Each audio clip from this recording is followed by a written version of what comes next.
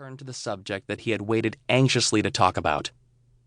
That evening, and over multiple visits in the weeks that followed, he told an incredible story as the case officer sat transfixed, the sludgy coffee turning cold in his cup. On a hill overlooking the capital stood a complex of heavily guarded laboratories where Syria's military establishment carried out experiments on new weapons.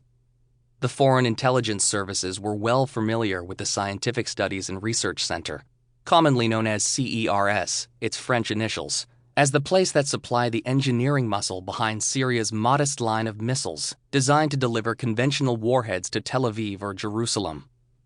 But hidden within CERS was a secret unit called Institute 3000, and Ayman was one of its leaders and senior researchers. Its primary work was making a line of exceedingly lethal poisons to be placed inside those warheads. The scientists called their project al-Shakush, or in English, the Hammer. In part because of his own contributions, Institute 3000 had made remarkable strides, the chemist said. Syria's chemical weapons program had started simply with mustard gas, famously used in the trenches of Europe during the epic battles of World War I.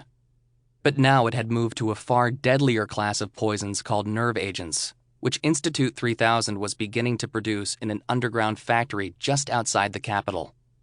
These were nightmare weapons, and the Syrians had created multiple variations so they could adjust to changing battlefield conditions. One of them, sarin, had been around for half a century and still was regarded as one of the deadliest substances ever made. Another one, called VX, was even deadlier than sarin and longer lasting. It left behind an invisible oily coating that could kill for days, since the slightest brush against bare skin is nearly always fatal. The case officer listened thoughtfully. The CIA had long known of Syria's interest in making chemical weapons, but the extent of Damascus's progress was unclear. Twice in public statements in the late 1980s, Syrian officials had hinted about a new deterrent, a made-in-Syria answer to Israel's nuclear bombs. Was this what they meant? If the chemist felt the slightest ambivalence about his work, he gave no sign of it.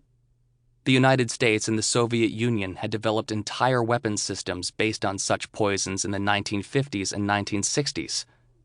Why shouldn't Syria have the same right to deter aggression by its nuclear-armed neighbor? Whenever Israel came up in conversation, it was clear that subject was intensely personal. Twice in the chemist's lifetime, Syria had endured the humiliation of having its southern border overrun by Israeli tanks. In 1967, when the Jewish state captured the Golan Heights, and again during the 1973 Yom Kippur War, when the Israeli army chased retreating Syrian battalions to within 25 miles of Damascus. From now on, things would be different, the scientist said. Future invaders would find themselves engulfed in a fog of suffocating gases that would leave their bodies strewn across the dusty valleys of Syria's southwestern frontier. Those who survived would be among the first to see the contrails of Syrian missiles heading south to deliver the same fate to distant Israeli cities.